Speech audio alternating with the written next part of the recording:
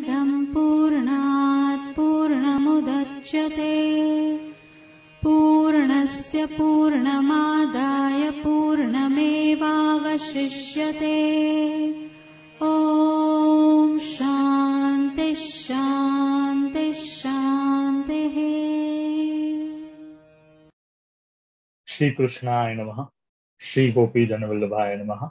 श्रीमदाचार्य चरण कमलेभ्यो नमः। श्री गुसाई जी परम दयालवे नमः। श्री गुरवे नमः।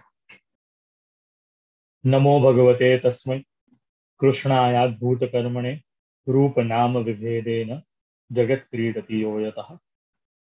आचार्य चरणद्वन्द्व नखचंद्र मरीचया स्पृष्टाये द्रवतां यान्ति कठिना हृदयो फलाः।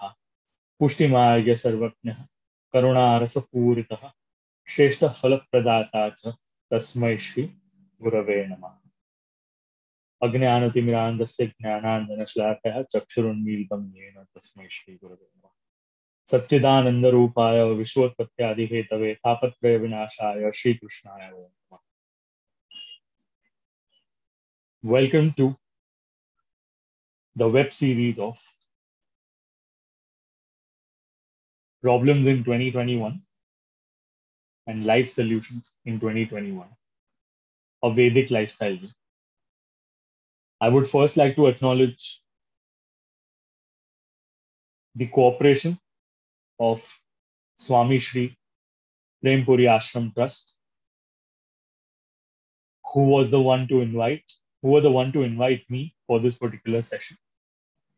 For the next 15 days, between 6 o'clock and 7 o'clock in the evening, I will get a chance to speak more about Vedic lifestyle and how can a Vedic lifestyle help us come up with a better way of living, can solve our real life problems, and at the same time also allow us to explore various opportunities, explore various traditions, various cultures, and various aspects of our lifestyle. At the same time, I acknowledge all the people who have been an inspirational model and role model in this entire series to guide me, to mentor me, and to give me certain ideas as to how a Vedic lifestyle can actually guide a generation of mine. This entire digital web series has been designed for youngsters around 18 to 40. Now, I'm not saying that a 70-year-old is not a young. There are higher chances that a 70-year-old personality is far younger than a 30-year-old or a 25-year-old. Depends on the enthusiasm, and at the same time depends on the amount of energy that is being invested by that particular person. However, I'm going to speak in a language that is going to be more understood, more acceptable, and more receptive towards the younger set of audience. And since it's going to be receptive to a younger set of audience, I would really appreciate your time. Even if you cannot listen to this entire podcast or to this entire video series in one stretch, since the series is going to be available in 15 slots or 15 days, I would recommend you to listen to them in parts. Why am I recommending you to listen to them in parts? There are various things that we go through in our lives, and the Vedic lifestyle has some observation towards it. It's not the first time that we are trying to manage our lives. We have so many commitments in our day. We definitely need a life coach. We definitely need a mentor. We need a guru. We need someone wise who can guide us as to what can we do in order to make our life much better. And it's not the first time where a motivational speaker or an author or some leader who's going to talk about habits or some changes that we need to make in our life in order to make it much better. Since ages, since humanity has got something called as curiosity, this food for thought has been nurturing everyone since the time man has learned communication. Communication has always led to discoveries. Curiosity has led to discoveries. Communication has led to explanation of such curiosities and such discoveries. If you are even a little bit curious to change your life and understand that our own original scriptures that come from the Bharatvarsha, that come from the Sanatan Sanskriti, that come from the Vedic Sanatan Dharma, that come from a lifestyle that has been prescribed by so many learned scholars in our generation and even in our previous generations. They have been letting us know about a lot of things in life. If you are a little bit curious as well to understand and explore the Vedic lifestyle, this series is absolutely free. At the beginning of this session, we started with certain verses. We started with some shlok. Well, the original word is shloka. And prior to shlok as well, there was something called as mantra. We haven't taken any mantra as in for now. We have taken some verses because it's important to have an invocation to whatever we start. Whether it may be shloka, whether it may be a mantra, an invocation is necessary for us to surrender ourselves towards an activity that we're going to do. A lot of motivational speakers have requested you these days, don't touch your phones. Pray before you put your foot on the floor. Make your bed. Sit for 2 minutes. Make up your hair so that you can increase your presence of mind. All those things have been prescribed by so many people in the world. This is not something new. Even before we kickstart our day, a moment of gratitude is extremely essential in our life. And why are we requesting everyone in this world to be grateful? Whatever you have got in your life, it's not just mere there because of your efforts. It's there because we have been grateful towards it, or some kind of acts that we have done in our past. And that's the reason why we are getting the lifestyle that we have got until now. And we are thankful to whatever things that we have in our life, which is at least making us live that peacefully. Now, invocations can be done in multiple formats. Invocation is translated, I rather like to say, invocation's original meaning is called Mangal Acharan, which is also known as Mangalacharan. Whenever we start something auspicious, we tend to recite certain verses, recite certain shloka, recite certain mantra in order to make it auspicious. Since it's divine, since it's auspicious, we tend to say certain shlokas. Now, if we go and see, there are two benefits towards it. One benefit is to our mind. It makes it calmer. It makes it soother. It makes it possible to focus. And at the same time, the larger picture towards that is you are surrendering yourself while doing that act towards that divine. Now, that divine could be different for different people. For me, my divine is Lord Krishna. And that's why I would like to surrender myself completely towards that divine Lord, towards Bhagavan Shri Krishna, before I get into the subject for the day.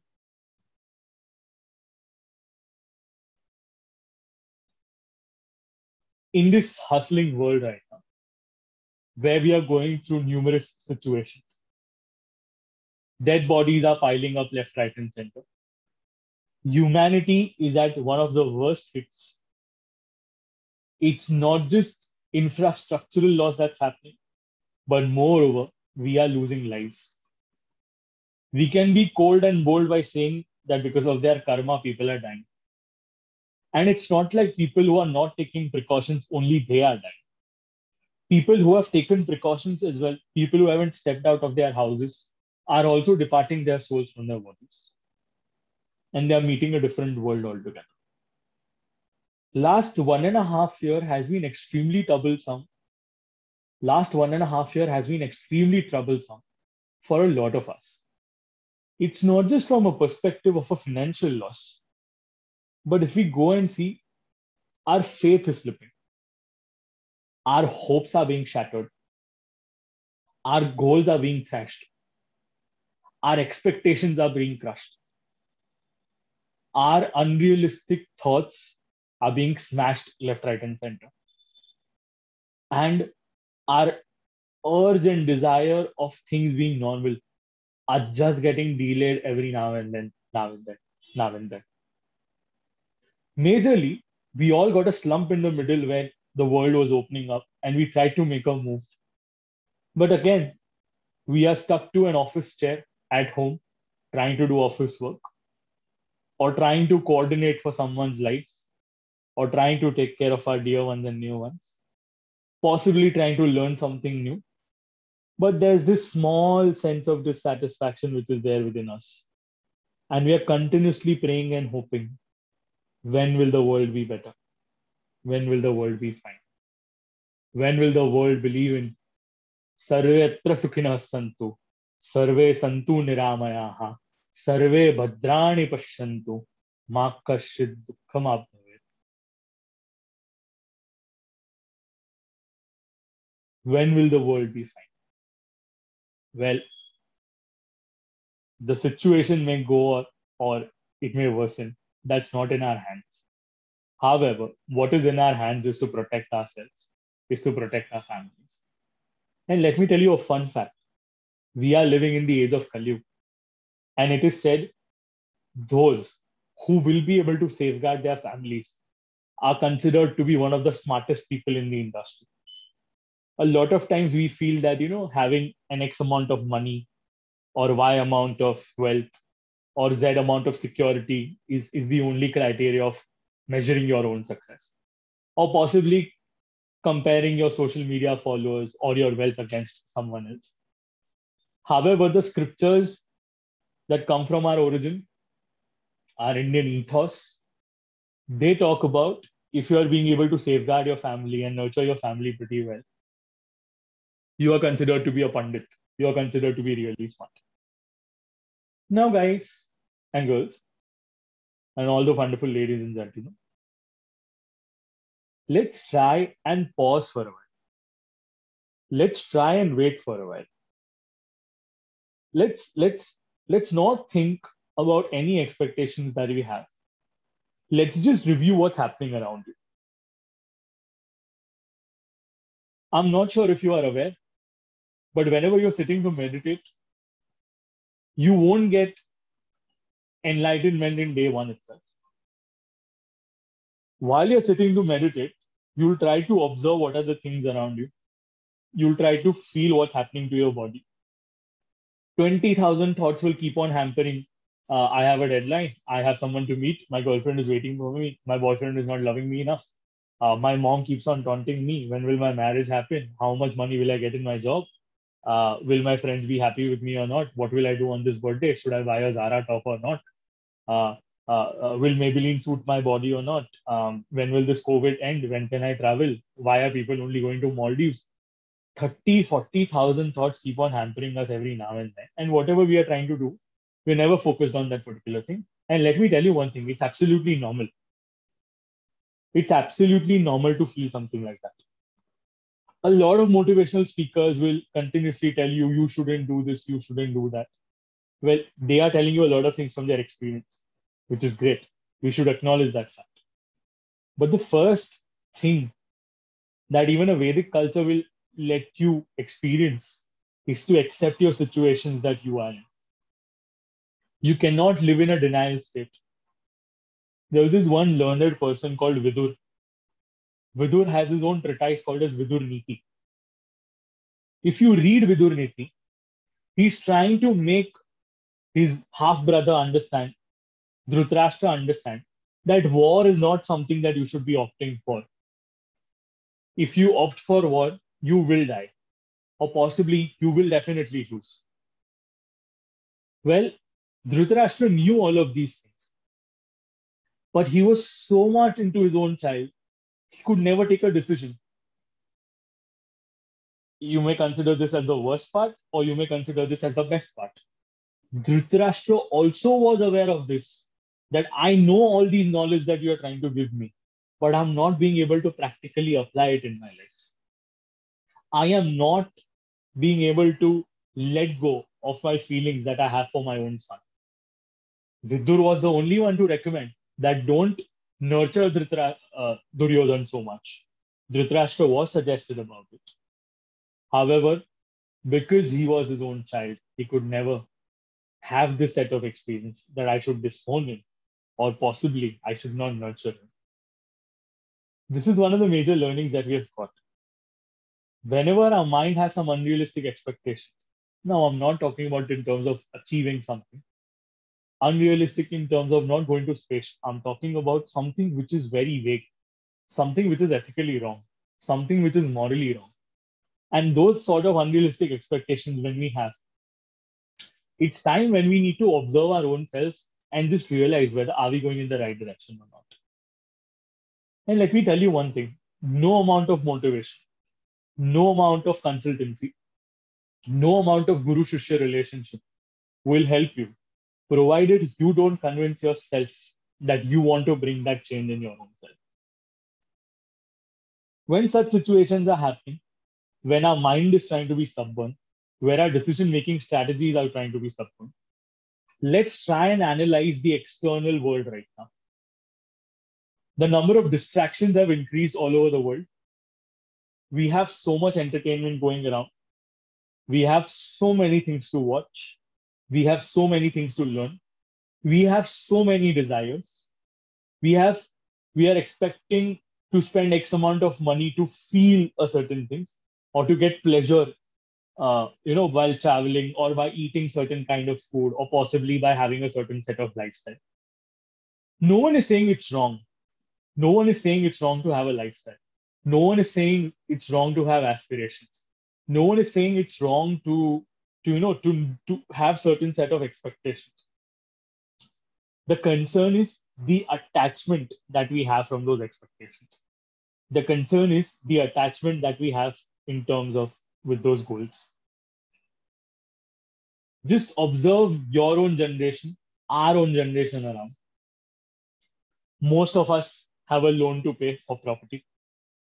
If not, we have a condition to worry about our own wives, our own children, our own self, our own parents, our own grandparents, our own relatives. While we also talk about staying home and staying safe, we tend to go out, be reckless, and then blame the other people that they are reckless at the same time. We have money, but we are worried about how can we earn more money. People who don't have money are also worrying about how to earn more money. People who have money, they are also worrying about how to multiply this money. People who have money, they are wondering, how can I spend this more? I almost have everything in my life. If you see, different people have different set of problems. People who don't have money are figuring about how will I eat. People who have money are actually feeling, will this investment make sense for me? Will I get the right amount of returns? And as you know, the middle class family, we pay the taxes, we don't get the benefits of it. And we are always worried about how will we utilize our money in the best optimum way. Some people have enough money that their 10 generations cannot do anything and still live with that money. Some people live foot to mouth. They don't even know whether they'll get money for the night. They don't even know whether they'll have food for the night. Humans are the same. The situations are different. Let's look at another situation. This was all about money. Let's talk about opportunities. Imagine a situation where you are sitting in your home. You have a laptop. You have a phone. You have an AirPod. You have an iPad. You have a PC at your house. You have a TV. You have a Wi-Fi. You have all the facilities to be automated enough for your life. Have you ever considered comparing your situation with someone who was possibly selling fruits or vegetables, gave away his own phone so that the education industry can carry forward, so that the children wouldn't have to take a drop here, and so that they could continue with their education? And moreover, unfortunately, it's hard to say this, But the education industry has been implying charges like library fees, something that students are not even utilizing, on infrastructure fees that they have made investments for, and the education industry is expecting money out of us to pay for our children who are possibly maybe 6, 7, 10 years old, and they're not even paying attention to their online sessions. So the things have changed over the period of time. At least now people have started paying attention because they've understood that there's no scope, there's no moving out. It's all about realization. Now, you might expect, where are Vedic solutions coming into this picture? Today's session is just to analyze what kind of situations that we are in. What are the world level problems that we are facing? It's not just about the vaccine being not produced left, right, and center, and India not being able to vaccinate itself. The battle is a lot more. The battle is not just about these. The battle is about sustenance. The battle is about existence. The battle is about safety. The battle is about hygiene. The battle is also about how will we all turn around this particular situation, right? Just try and observe things around you. We are talking about helping people. We are expecting certain people to help certain people. But my question is, are we helping people? One of the major things of humanity, a lot of people talk about this: service to God, service to mankind is service to God. Now, I just have one question. Where was our mankind when the economy was nearly open, and then we had started enjoying all the luxuries of life when we were traveling for our own change, where we were trying to have the best of experiences when things had evolved? How were we helping people? Were we helping people indirectly by spending money in their places so that we feel we're contributing to the economy? Or I have a food for thought for all of us. How many of us have taken charge of helping people around who are in need? We talk about government failing to help. This is not the first time where a government has failed to help. Governments in the past have always failed to help a lot of people. But what is in us that gave a booster to help people around us? If we are talking Sarvesham Swastir Bhavatu, if we are talking about Sarvesham Shantir Bhavatu, if we are talking about Sarvesham Purnam Bhavatu, and if we are talking about Sarvesham Mangalam Bhavatu, Sarvesham means always. Swastir Bhavatu, that means auspicious. Shantir Bhavatu, that means peace. Purnam refers to completeness. And Mangalam refers to something, again, auspicious in nature. Are we taking efforts to even help our janitor at office? Are we taking efforts to help someone who's deprived of certain things? Did you randomly feel like paying someone's fees? Did you randomly feel like giving extra amount of money to the delivery guy who was delivering food for you from Zomato or Swiggy particularly? Did you feel like giving 5 rupees more to the rickshawala? Considering that these 5 rupees, if I give, maybe 10 more people can give, he'll get 50 more rupees. It's not about the big things that are being done by bigger institutions. It's about the smaller things that we can do as a human being. And let me give you an example for this. I remember my father quoting this example very frequently every now and then, which made me realize what could be the biggest contribution or what could be the biggest sacrifice that a human being can make. If I'm not mistaken, the king's name is Rantidev. Now, Rantidev was known to be a great donor. Anyone who came to him, he would definitely have something to offer. Apparently, the famine had struck in his kingdom. People were losing out on lives. There was scarcity of crops. There was scarcity of food, as we can understand how famines could be. Rantidev was being tested. All the gods and goddesses decided, fine, we want to test Rantidev. We want to see what kind of a donor he is. And there was a situation where Rantidev had some crops with him. And one after the another, there was a Brahmin who came. There was an animal who comes and asks, Then there's a form. Someone from the Yamaraj community also comes and requests for it. And everyone were continuously testing him. After a stage, Rantidev gave away all the crops and water he had, and he had nothing to offer. A king who could keep everything with himself sacrificed everything just to save humanity, just to save livelihood. I'm not saying that we could be in a situation to donate our entire wealth. But just imagine this. If the people who are haves try to help have-nots, isn't that one of the biggest Vedic lifestyles? We all have read about King Harshvardhan. Harshavardhan king ensured that his own treasury was being emptied and all the money was given back to the people once in a year. All the taxes that have been collected, they were distributed back to people. We have a lot of wealth. And let me tell you one thing about wealth. Only when wealth circulates is when the entire economic portion works. Let me give you a Vedic example with this. A lot of people feel, why should we do puja? Why should we do some yagna? Or why should we ever engage in something which is more religious in nature? Well, let me tell you something. Religion is not the right word for Sanatana Dharma. Religion is the most incorrect translation for the word dharma, to which we'll be knowing more about in the session 2, where we'll try to understand what is dharma. Right now, let me remind you, we are trying to understand what kind of situation are we in and what are the mindsets that we carry. We are only thinking from an individual standpoint, and we want the entire society to progress. The society never progresses when we are only thinking about our own self.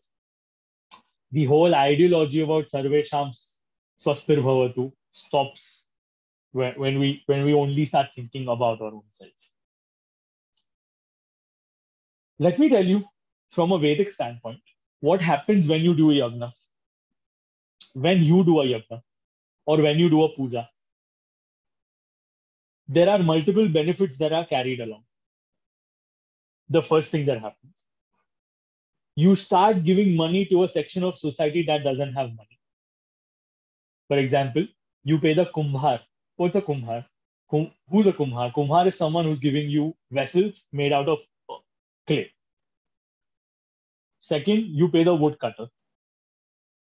You pay for the wood that has been grown specifically for yagnas. And let me tell you one thing.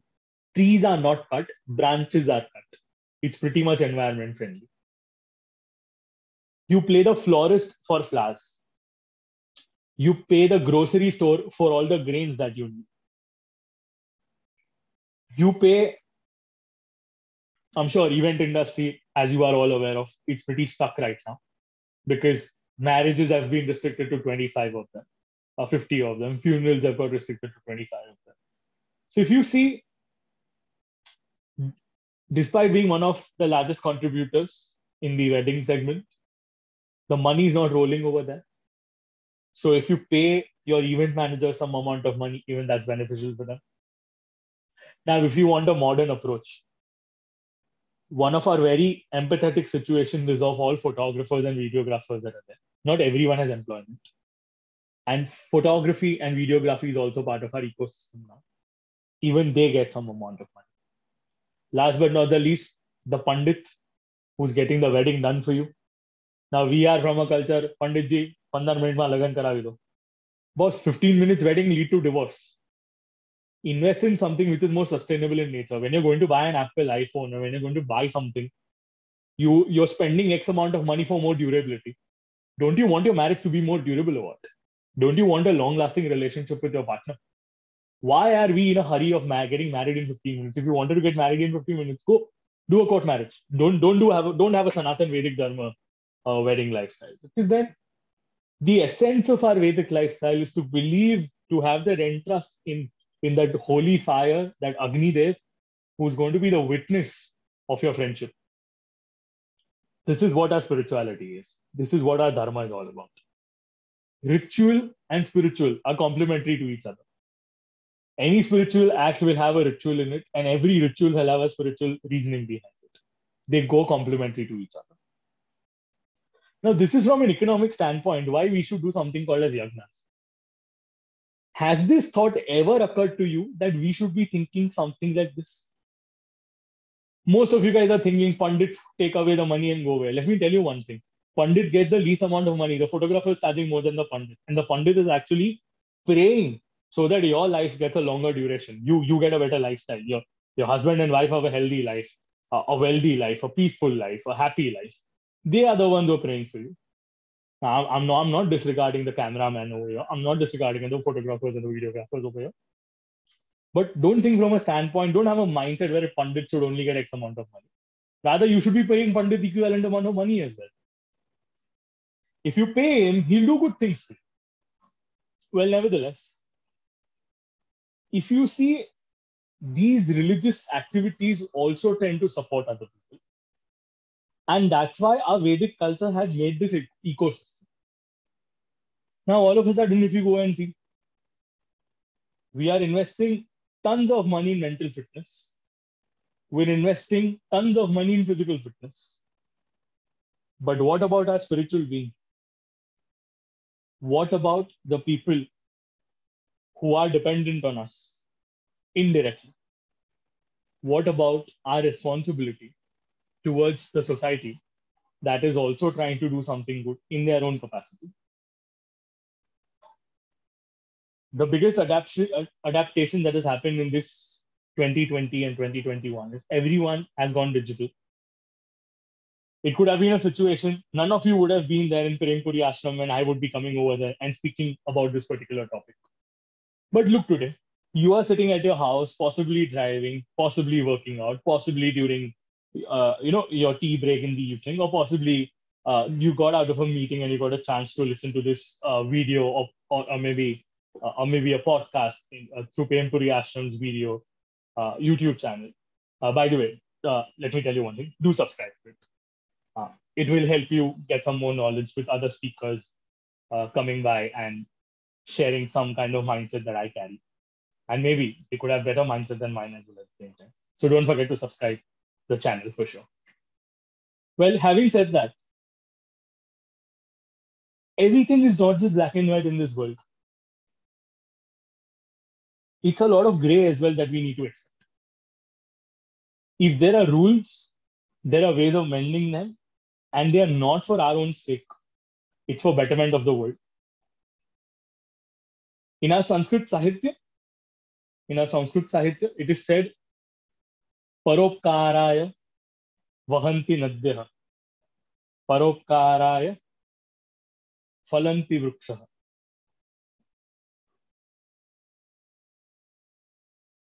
And last but not the least, it is said, Paropkararthamidam shariram. It's only for the benefit of others the rivers are running. It's only for the benefit of others the trees are giving fruits. It's only for the benefit of others that the cow is giving milk. Well, the vegan and the non-vegan debate can go on for a while, but at least I want to give you a perspective over here. It is only for the benefit of others. First, the calf is supposed to have the milk, and whatever milk is left is supposed to be consumed by people like us. But this was the original principle. Apparently, that also has got violated in the recent times because people wanted to increase their profit margins. And last but not the least, this entire body is for benefit of others. On one side, the entire Western culture is trying to tell you to focus on yourself. And on the other side, our own Sanskriti, our own tradition, our own culture is trying to tell you this body is for others. Aren't these two completely opposite thought process? And this is where we all get stuck because we listen to too many people. We are into a spiritual shop these days. Whatever we felt good, we take that and then we try to make our own interpretations. Well, let me tell you one thing. As much exciting it is to do spiritual shopping, at the same time, it's dangerous as well. Because if our mindset and if our intellect cannot define what to do in what situation, it's going to be troublesome for us. Let's take a practical life situation right now. And let me tell you how a Vedic lifestyle can actually help you make that decision. Imagine this situation. You have money. Okay? You are traveling somewhere. You take out your mask for 35 minutes and continuously you are complaining about others who have not worn their mask.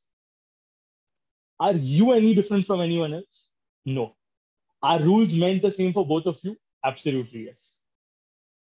But do you see some individualism or individuality or some individual preferences that we give to our own self? हाँ मेरे को कुछ नहीं होता, हाँ match का डर, हाँ मैं ये है, हाँ nothing happens to me, etc. etc. Or possibly for a selfie, we'll remove it for 10-15 minutes and then we'll forget wearing it altogether. And for example, if there's a beggar who's walking on the street and that particular person hasn't worn a mask, we'll frown upon them. If someone at the higher authorities who hasn't worn the mask for 2 minutes, we'll circulate their viral videos on social media and then say this particular person broke COVID protocols. Hello? Aren't we the biggest hypocrites in the world? First of all, we don't mend things. We don't put things in the right way. And then we're questioning others. And this is where we need a lot of self-awareness. And this is where when the Westerners are telling us to focus on ourselves, they're saying in this particular way, we need to reflect our own self. We need to have a reflection of our actions. We need to have a reflection of our own thoughts. We need to have a reflection of our own doings. And we need to review whether we are going in the right direction or not. That doesn't mean I'm only talking about you. I'm also talking about my own self. Just because I'm a modern monk doesn't mean I don't make mistakes. Even I make mistakes. I'm a human at the end of it. But these are factors that we need to keep in mind. And that's why Vedic lifestyle gives us a concept called as Sadachar. And it gives us a concept called as Dinacharya. What is Dinacharya? Dinacharya is your daily routine. And Sadachar is all the acts that you do on a daily basis, which lead you to have a better lifestyle. This is not the first time wherein the world has been talking about washing hands.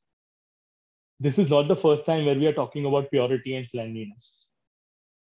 Vedic principles have been talking about Bahya Shaucha. Bahya Shaucha. That means external form of purity of our own body. Since the time Dharma has been established on this planet Earth. Now my question is, do you know when was Dharma established on this planet Earth? By the amount of time gravity has been on this planet Earth, I think Dharma has been there since that particular point of time.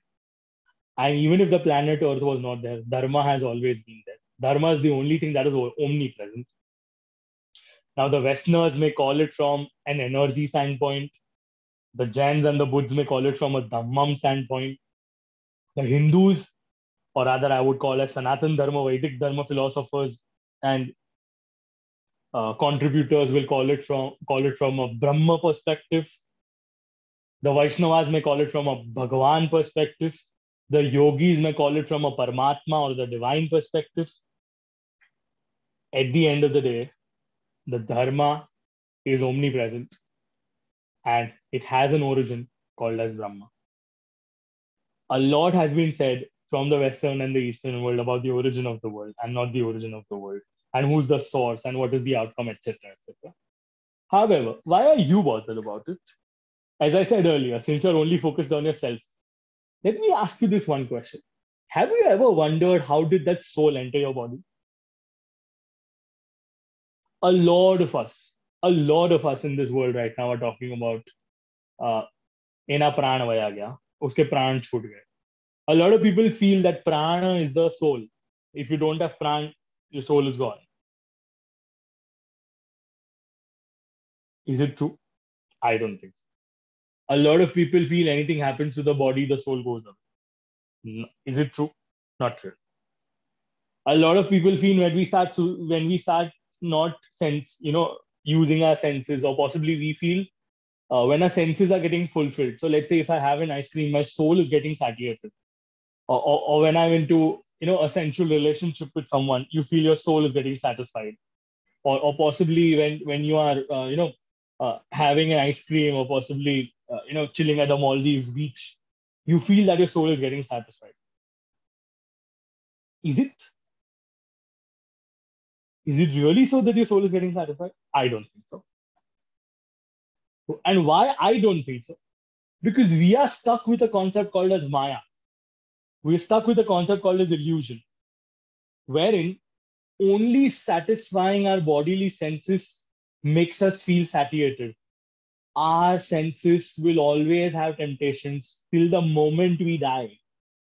Till the second we die, even if right now, or even if 60 years or 80 years from now, our senses will never get satisfied. And that's the reason why we need to start understanding our senses, nurturing these senses, working upon these senses in a direction prescribed by Lord in Bhagavad Gita, or in a direction prescribed by Lord in Srimad Bhagavatam. There are two ways where you can evolve yourself in this very troublesome tenure. In order to understand yourself better, you can take Bhagavad Gita. And if you want to enhance and go beyond yourself, and you want to get in love with the origin of this universe, you can have the Srimad Bhagavatam approach. Let me tell you one thing. There are multiple ways of interpreting anything. It can be on the basis of logic. It can be on the basis of absence of logic. It can be on the basis of question and answer. It can be on the basis of scriptures. In my personal opinion, since I belong to the Vallabh Sampradaya, I am a follower of Vallabh Sampradaya. I am a servant of Vallabh Sampradaya. I am a sevak of Vallabh Sampradaya. My guru is Srimad Vallabhacharya, and the lineage of Sri Vallabhacharya.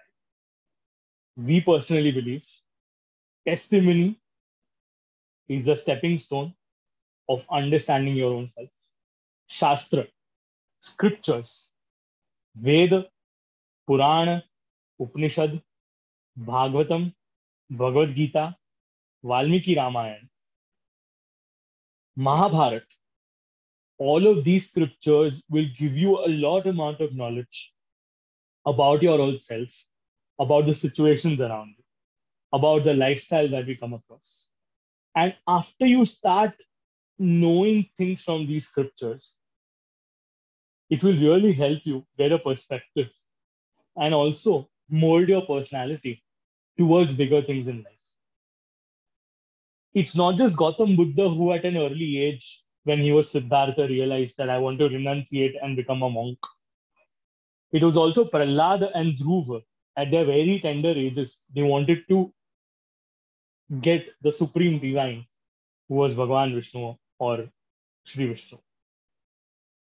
They wanted to achieve that status of a devotee. The earlier you are, the better you could be in order to walk a spiritual life, in order to walk and live a Vedic lifestyle. And in order to live a Vedic lifestyle, the first thing that we need to know is, the first thing we need to do is to be humans. And that's why our scriptures say, Manur Bhava. Rigveda, considered to be the oldest Veda in the history of any scriptures in the world, who has no author, by the way. Veda doesn't have any author. Since we are talking about Veda, let me give you a perspective about what Veda are. Veda was just one. It got converted into 4 Vedas. How? Let me tell you more about that. There's a Rishi sitting in meditation. He's into deep observation. And in the Antariksh, in the space, he comes across a sound. In literal English translation, we call it H-Y-M-N, hymn. Now, this verse or this sound is nothing but a mantra. And since that Rishi was meditating and he found that mantra got a Rishi and also got a meter, which is also called as a Chanda. Chanda is nothing but how many letters are there in order to construct that particular mantra or the shloka. It's the number of characters in it and the way we pronunciate it and the way we pronounce it. These are the factors which are included in the chanda. Any mantra that you take, Sahana Vavatu, Sahana Vunaktu, Sahaviryam Karvavahe, Tejasvinavaditamastu Ma Vidvishavahe, Om Shantihi, Shantihi, Shantihi. There has to be a Rushi, there has to be a Chanda, and there has to be a Devata. Any mantra of the Vedas will always have these aspects. Rushi, Chanda, and Devata. Who found this mantra? In what composure this mantra is? And last but not the least, for whom this mantra is. Now, the first element that has been addressed in the Rig Veda is Agni. Agni Mide Purohitam. That's how the Rig Veda starts. The fire has been extolled over there. That's how X number of Rishis saw the mantras, meditated upon the mantras.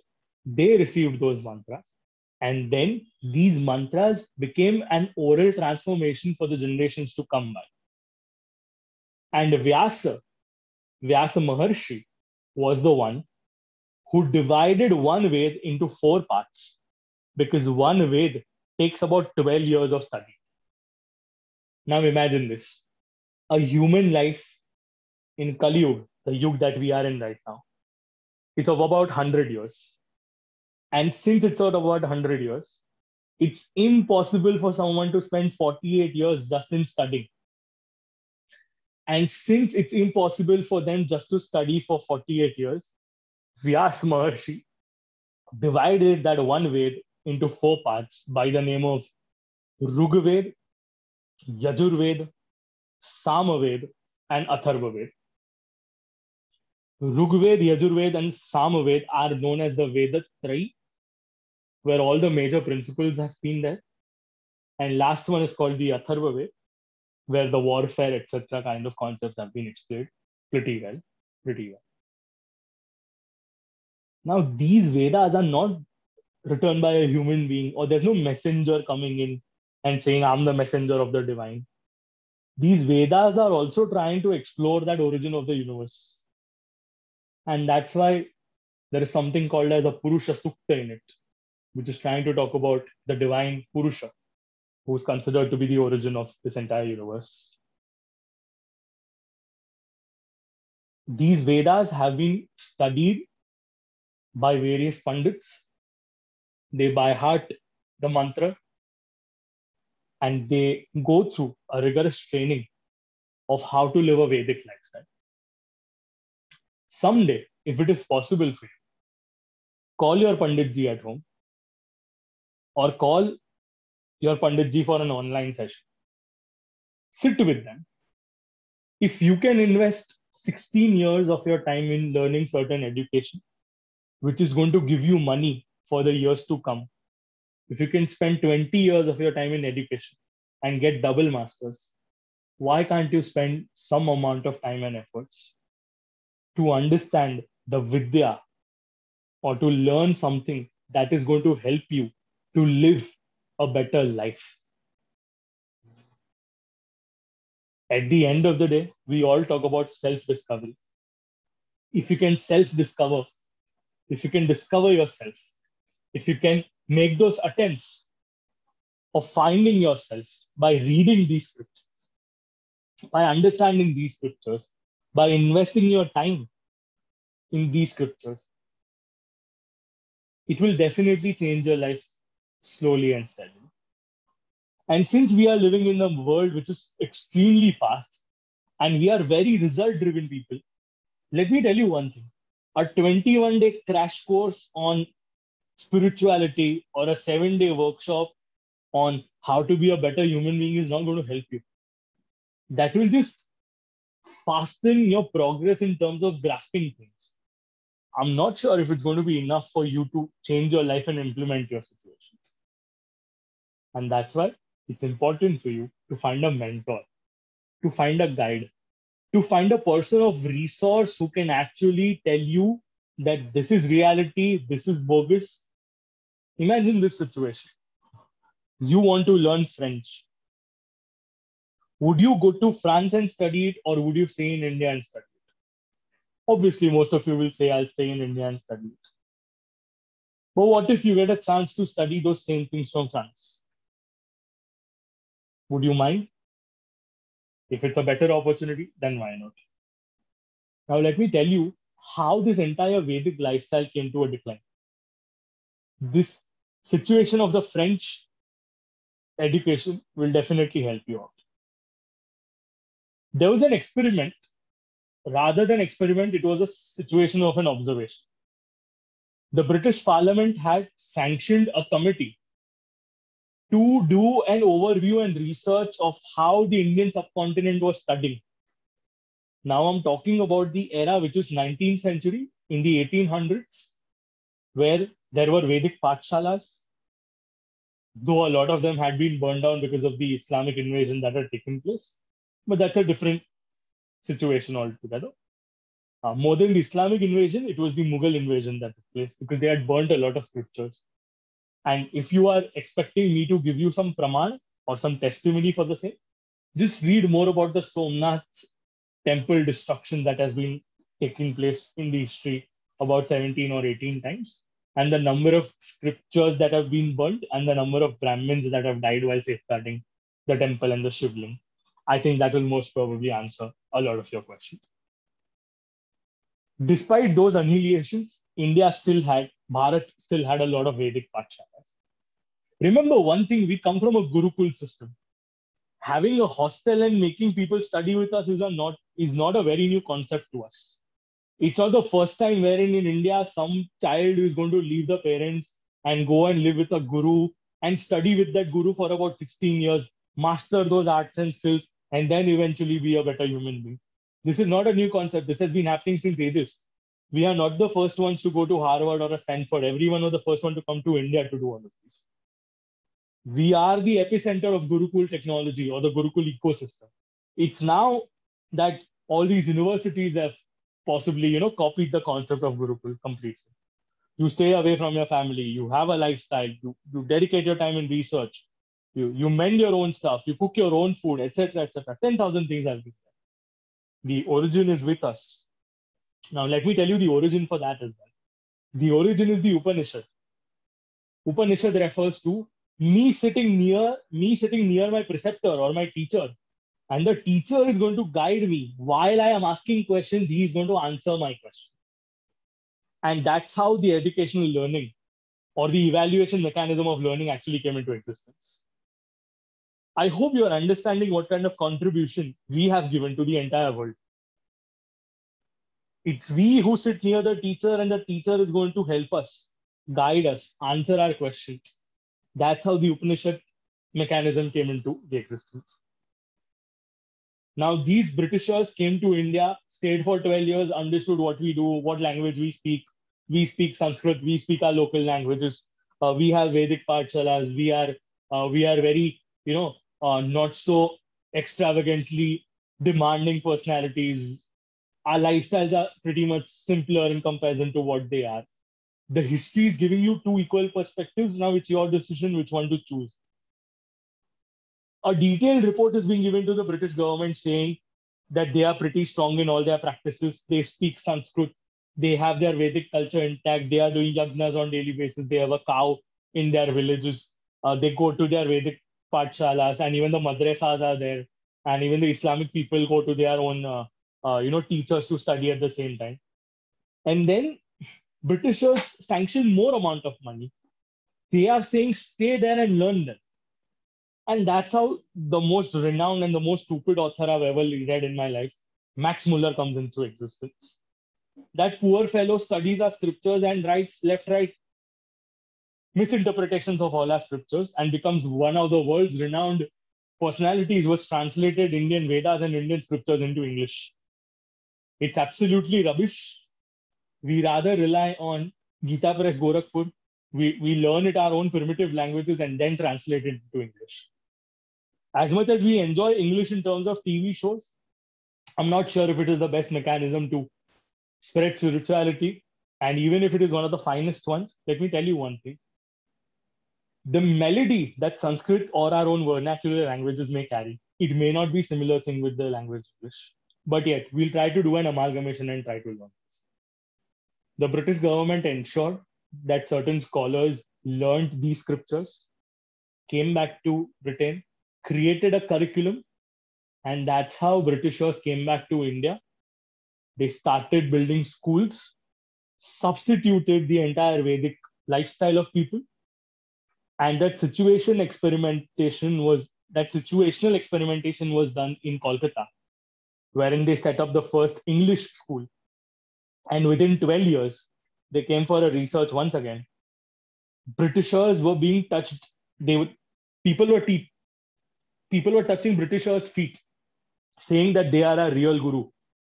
And at the same time, if the same Britishers, instead of going to Kolkata, went to Punjab, they were being thrown out, they were beaten away, they were fired upon. Because the segment of Punjab never gave a foot or never gave an entry to these Britishers. On one side, Bengali Brahmins, Bengali community had to suffer because their schools got shut and the English literature-based things took over. And on the other side, you can see Punjab. They were intact in terms of their own culture, their own beliefs, and they didn't let the Britishers come and hamper. And eventually came up a time wherein we came to a textbook methodology, which apparently made just people participate and pass out of the ecosystem. Whereas in the Vedic culture, it was more about nourishment. It was more about learning how to be self-sufficient. Because our wants were less, the knowledge that we carried was enough for our self-development, for our self-sustenance. But that's not the same anymore. Even a monk like me has to go through a normal education in English and also study scriptures at the same time. Because we need to understand where are we going wrong while studying that. Are we missing out on something that is really crucial for us? And with that light note, I would like to tell you one thing. Just pay some more attention for the next 14 days. And we'll try to understand such beautiful concepts on how can we tackle life situations and problems that we are facing in 2021 with a hack of a Vedic lifestyle. I hope you all might have enjoyed today's session. It's extremely important for you all to participate along with me. Ask questions in the comment section, if any. If I get those questions and I like those questions, and if I can cover them in my upcoming sessions, I'll be more than happy to do that. If you can click on the subscribe button on the right side and switch on your notifications, that will be another blessing for us. It will be a recognition that you are liking these web series, and possibly Prem Puri Ashram can explore such new topics, maybe in the segment of Bhagavad Gita and Bhagavatam at the same time. Last but not the least, since you all don't know me, I am Aditya. Aditya Shastri is my full name. I have a 16th generation based heritage. We were servants of Sri Gosainji. We were sevaks of Sri Gosainji, who was the son of Sri Vallabhacharya. And we have been following the Vaishnava Sampradaya since then, till this particular date. My forefathers have been renowned Bhagavad Gita speakers. I'm blessed to be born in this family. I'm a BCom, MCom, MBA by education. At the same time, I've studied Sanskrit and I'm continuously studying more about Indian scriptures, theology, Sanskrit as a subject altogether. And I've been speaking since the age of 3. I was also the youngest speaker at the Parliament of World Religions, where I broke about a 126-year-old record. Back in the day, Swami Vivekananda had spoken in 1893. 2015, I had got a chance to address my perspective about Srimad Bhagavatam and how it can implicate in the lifestyle of human beings. And was also fortunate enough to represent this sect, wonderful sect called as Pushti Marg, where I belong from. So I hope I've done some justice. You guys can check me out on Instagram, YouTube, Facebook, whatever preferred platforms that you can utilize. My handle is Aditya K. Shastri. Just search for it. If you feel I'm worthy enough, you can follow me. You can give me some feedback. And I hope I will see you all in the next session. Share it with your friends who are curious about mythology, theology, Indian scriptures, Hinduism, etc. It will give you a different perspective altogether. Thank you for being patient listeners. Shubham Bhavatu. Krishna Arpanamastu.